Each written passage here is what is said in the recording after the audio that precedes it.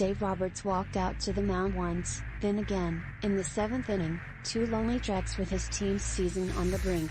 The first time, the Dodgers still had a lead. They were still 9 outs away from a season-saving win in Game 4 of the National League Division Series. They still had all their October goals within reach.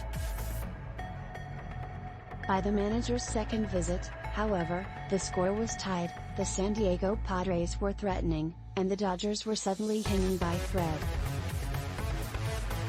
That the winningest team in franchise history found itself in such a predicament was a combination of many failings, bad luck and mistimed mistakes, absent offense and questionable pitching plans, and bad execution most of all, with the Dodgers picking the worst possible time to play some of their W.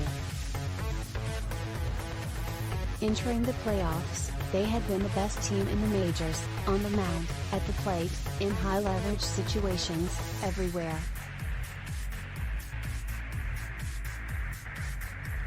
But after a week of stranded runners and booted grounders and frustratingly few answers against a division rival they dominated all year, the Dodgers found themselves on the verge of elimination.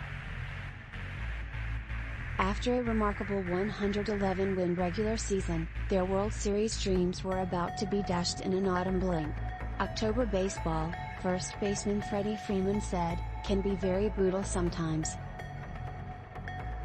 More than a week later, the shock hasn't worn off. Not for Roberts. Not for the front office.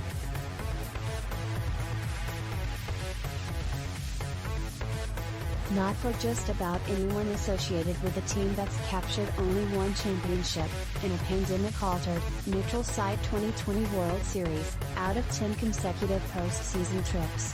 If you're asking me if I think the best team wins the World Series every year, I would say no, President of Base.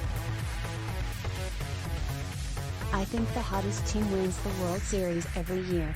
The fact that the top-seeded Dodgers couldn't be both will sting all off-season. Perhaps it was just bad luck, the vagaries of baseball dealing the club an unwinnable hand. Or maybe there was something bigger amiss, leaving evaluators both inside the organization and around the rest of the industry wondering whether subtle endemic weaknesses keep contributing to the team's all too common playoff failures.